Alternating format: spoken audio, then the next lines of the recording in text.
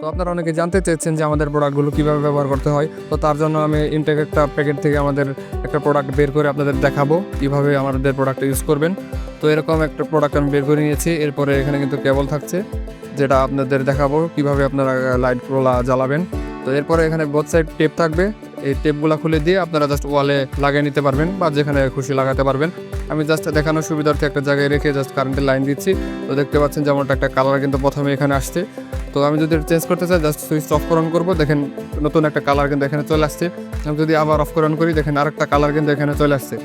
এরকম step by step একটার পর একটা কালার কিন্তু আসতে থাকবে। এখানে টোটাল 7টা কালার আপনারা পেয়ে যাবেন। প্লাস আপনারা চেঞ্জ করার সময় লক্ষ্য করবেন যে এখানে 3টা মোডও কিন্তু আসছে, যেমন লাইটগুলা চেঞ্জ হওয়া একটু ফাস্ট বা দেখতে পারবেন যে স্মুথলি চেঞ্জ হবে, এরকম 3টা মোড কিন্তু এখানে আপনারা পেয়ে যাবেন।